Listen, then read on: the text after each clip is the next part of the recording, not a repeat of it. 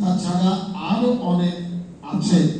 বদরুদ্দিন আনমুল শেখ হযরত মাওলানা হাসান মাদানী রাহমাতুল্লাহ আলাইহির ইচ্ছায় দল গঠন করেছিলেন। এই কারণে আমি যখন রাজনীতি শুরু করব, এরা সব বসে আছেন। 4 বার ওয়ার্কিং কমিটির মিটিং করেছি, 4 বার। হযরত কারি উসমান সাহেবকে জিজ্ঞেস করেছি, দেওবন্দের মুরতাবিদ হযরত মাওলানা আবুল কাসিম বাংলাদেশিকে জিজ্ঞাসা করেছি।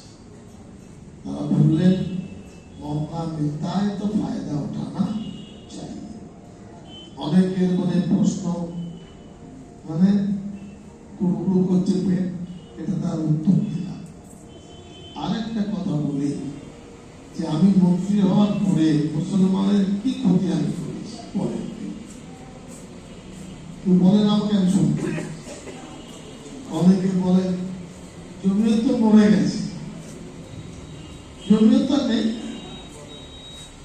জমিয়ত যদি না থাকে, 28 তারিখে যে কলকাতায় প্রোগ্রাম হলো আলহামদুলিল্লাহ, জমিয়তের ইতিহাস 5 লক্ষ মানুষ 5 কিলোমিটার জায়গা দখল করেছিল কলকাতায়। অনেকে বলেছে টিউবওয়েল ছিল কোথায়, এখন বলতে দেবে। এবং ওই দিন বিধানসভা চলছিল, পক্ষ বিপক্ষ বিধায়ক যারা ছিলেন, এমনকি শুনলাম আমাদের মাননীয় মুখ্যমন্ত্রী তিনিও 40-50 সেকেন্ড ওই ফিরে আটকে পড়েছেন। আমাদের ছেলেরা কোনো দুর্ব্যবহার করেনি, উনি হাত নামিয়ে বলেছেন আমরা তোমাদের সাথে আছি, যা করছো করো। এবং বিধানসভা চলাকালীন হওয়ার কারণে সারা রাজ্যে রাজনৈতিক